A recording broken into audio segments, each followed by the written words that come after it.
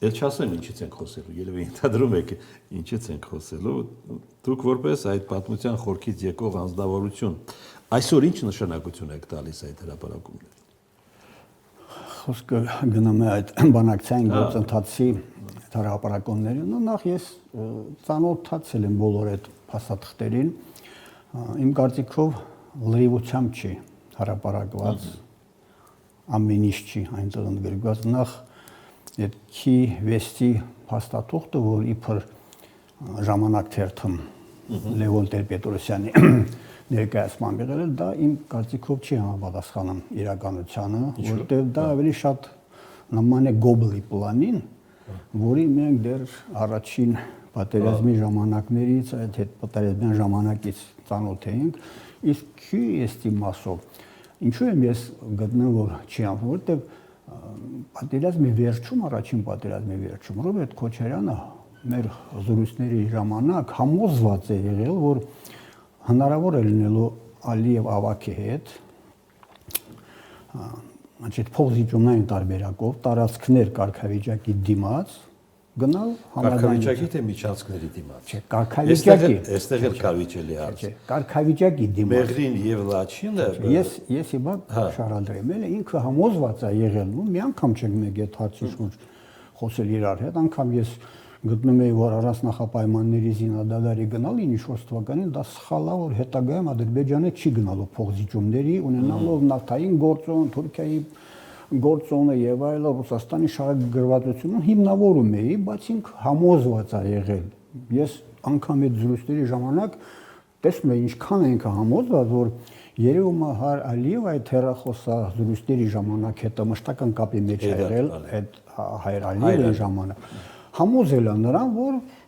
հնարավոր է այդ տարբերակ, ասիկա տարածքներ կարգավիճակի դիմաց։ Ես համոզված եմ, որ այդ Մեղրի ճանապարհի խնդիրը հետո Ալիև առաջ քաշել, արդեն Քիևստը բանակցությունների ժամանակ, որտեղ մինչ այդ մենք տեղյակ չենք եղել դրա մասին։ Մենք գիտենք Գոբլի պլանը, որը մերժվել է եւ այլն, դրա մասին ընդհանրապես խոսակցություն չկար։ Բայց քանի որ փաստաթուղթը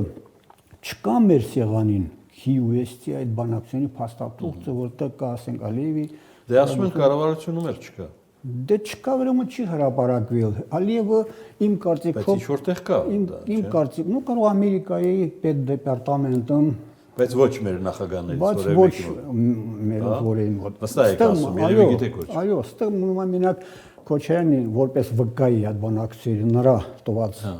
ինֆորմացիան, իսկ նա պնդում է, որ խոսքը գնում է ճանապարհի մասին։ Ես ավելի շատ հակված եմ հավատալ Քոչարյանի պնդումներին։ Դա ամենաշատ քննարկողն է միջալոց։ Մեղրի երբ խոսում են նաև Արցախի Հայաստանի հետ կապի մասին։ Լաչինի Միջանցքի դրանք ոչ մի կարգավիճակ։ Խոսել են այդպիսի փոփոխության մասին։ Արցախի կարգավիճակը թողնելու հետո Քիևստը Չէ։ Ընդհանրապես տարածքների փոխանակման խնդիրը այդ կոնտեքստում է քննարկվել։ Չնայած որ փուլում, որ փուլում։ Դե ուրեմն բերեք փուլերից խոսենք։ Միսկի խմբից առաջ եւ հետո։ Այո, ուրեմն մենք պետք է ամբողջ բանակցային գործընթացը այսպես կարմիր թելի նման սկիզբ միջև վերջ դիտարկենք, որտեղ ստեղծած պայմաններին համապատասխան։ Հարգելի Արշեն, ես պիտի խնդրեմ նաև գնահատել։ Դուք այդքան բանը տեսել եք։ Միսկի խմբի ստեղծելուց առաջ եւ հետո մեր դիրքերը նախընտրելի երբ են եղել ավելի։ Ուրեմն նախ միջև Միսկի խմբի ստեղծվելը փաստորեն անգամ սովետական ժամանակներում, երբ Արցախյան շարժումը թափ էր առնում, չէ՞։ Միջ այդ եղել են բանակցություններ, բայց այդ բանակցությունները եղել են ԽՍՀՄ պետության ղեկավարության հետ։ Օրինակ 87 թվականին Արցախից պատվիրակություն են մեկնել Մոսկվա, կենտրոնական կոմիտեին բանակցել են, վերադարձել, անգամ մեր գործարանից մի հատ բանվորել է եղել պատվիրակության կազմում։ Հետո արդեն մերժումներ են ստացել։ Չէ, ընդհանրակը խոստումներ են տվել, որ Գորբաչովը պարտավորում է ազգային հարցը պետք է վերանայվի եւ այլն, գալիս են մեզ ողջավորված պատմում էին, դա եղել է մինչև փետրվարյան նստաշրջանից 2 ամիս առաջ։ Փաստորեն այդ խոստումներն են մեզ ողջավորել, մեր ժողովրդին ողջավորել, որ ԽՍՀՄ ղեկավարությունը պատրաստ է վերակառուցման քաղաքացիական շրջանակներում վերանայել քաղաքականությունը։ եղել են այդպիսի բանակցություն։ Նաև շարժման ընթացքում ամբողջ 88 թվականի ընթացքում բազմաթիվ հանդիպումներ են եղել, ես հիմա այդքան ժամանակ չունեմ, որ ես մեկ թվակեմ, բազմաթիվ հանդիպումներ են եղել եւ Արցախում, եւ Մոսկվայում, եւ Բաքվում տարբեր մակարդակներով։ Նու ես ավելի նշանակալից է կնշեի Վոլսկու ժամանակների 89 թվականի ամռանը, աստորեն երբ մոդել էին առաջարկում երբ Վոլսկու հատուկ կառավարման կոմիտեն արդեն գործում էր եւ որպես միջանկյալ տարբերակ էին քննարկում, այսինքն Արցախը ենթարկել կառավարման ուղիղ Մոսկվային, լի հատուկ կառավարման մոդել էր մտցվել։ Ես ասեմ հիմա այդ ժամանակ Վոլսկու նախաձեռնության Մոսկվայից մեծ պատվիրակություն է գալիս Արցախ, պատգամավորներ, քաղաքական գործիչներ, ես մի քանիսի անունն եմ հիշում, Ոս, Խալիկ, Մանյակին, մյուսներին չեմ հիշում, մեծ պատվիրակություններ, անգամ հանդիպման ժամանակ ակտիվի, ես էլ եմ ելույթ ունեցել, ելույթ ունեցել շատ են եղել,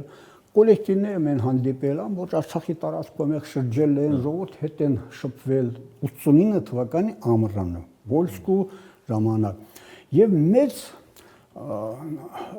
բավականին շատ մեծ եւ լավ տպավորությամբ մեկնել են Մոսկվա ներկայացրել խնդիրը, որ շատ ճիշտ է այդ Վոլսկու կառավարման կոմիտեն ճիշտ ճանապարհը է, արդյունավետ աշխատում է, պետք է այդ ուղղությամբ շարժվել, այսինքն Արցախը հանել Ադրբեջանի ենթակայությունից եւ հատուկ կառավարման մոդելով շարժվել, բայց չգիտես ինչու Գորբաչովը թիկում չկանգնեց։ Գորբաչովը։ Այո, դեռ ես չգիտեմ։ Հետաքրքիր է Մոսկվայի եւ Երևանի եւ Բաքվի մոտեցումը։ Դե ես ասեմ, Ստեփանակերտի մոտեցումը։ Հետագայում Վոլսկին իր գրքում, ես ավելի շատ հակված եմ Վոլսկուն հավատալ, նո, Վոլսկին իր գրքում գրում էր, դա ես իմ տանը մնացել Ստեփանակերտում էր Վոլսկու գիրքը։ Վոլսկին գրում էր, որ Գորբաչովը իրան թիկուկ չկանել, փաստորեն իրան խաբել է։ Դրա համար ինքը այլևս չի ցանկանում այդ մարդու հետ աշխատել։ Իրան շատ պաշտոններ առաջարկել Գորբաչովը, Վոլսկին մերժել, այսինքն Գորբաչովը թիկունք չկանել Վոլսկուն, Ադրբեջանի պահանջով, փաստորեն Ադրբեջանի ղեկավարությունը տեսնել որ Վոլսկին հիմնականում իօքոտ հայերի աշխատում, այսինքն փաստորեն այդ խնդրի լուծման այսպես աստիճանական քայլերով առաջ է շարժվում, Վոլսկու ժամանակ Արցախը այնքան է տնտեսապես օգուտներ ստացել, զարգացել, որ անգամ դժվար է նկարագրել, միջայդ, ասենք տասնյակ տարիների ընթացքում չի Արցախը այդքան դրսից օգնություն ստացել, ինչքան Վոլսկու ժամանակ։ Մենակ մեր գործարանը երևի 5-6 տարվա